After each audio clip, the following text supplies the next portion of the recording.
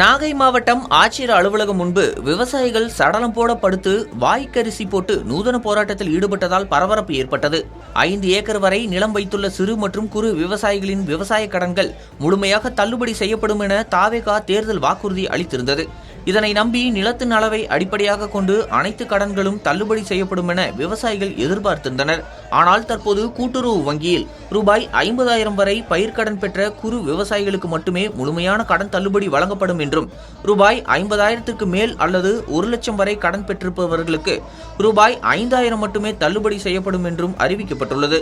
இதனால் அதிருப்தி அடைந்த விவசாயிகள் தேர்தல் வாக்குறுதியை முழுமையாக நிறைவேற்ற வேண்டும் என வலியுறுத்தி நாகை மாவட்ட ஆட்சியர் அலுவலகம் முன்பு நூதன போராட்டத்தில் ஈடுபட்டனர்.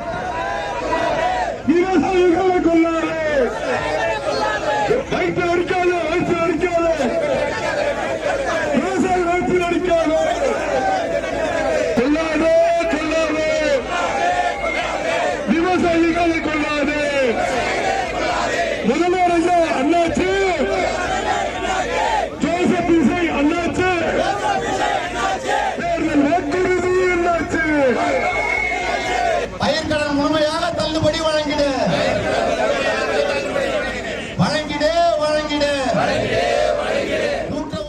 போராட்டத்தின் ஒரு பகுதியாக மேளம் அடித்து மாலை அணிவித்து சடலம் போல தரையில் படுத்து எதிர்ப்புகள் தெரிவித்தனர்.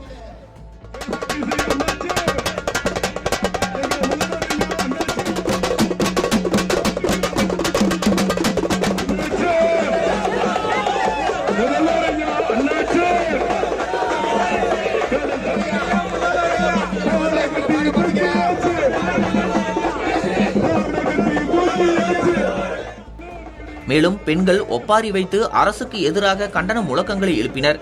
விவசாயிகளின் இந்த நூதன போராட்டம் அப்பகுதியில் பெரும் பரபரப்பை ஏற்படுத்தியது. அதாவது இந்த மாநில அரசு செய்யாத கண்டிச்சு வேலை பார்க்குது. ஆகவே அவங்க நாங்க தற்கொலை போய் சாவறதுக்கு முன்னாடி நாங்க படுக்க போறோம், எல்லாரும் எங்களுக்கு வாக்கரிசி போடுங்க, இதுதான் பண்ணக்கூடிய எச்சரிக்கை. இதை செய்யல அப்படின்னா தொடர் போராட்டம் நடக்கும்.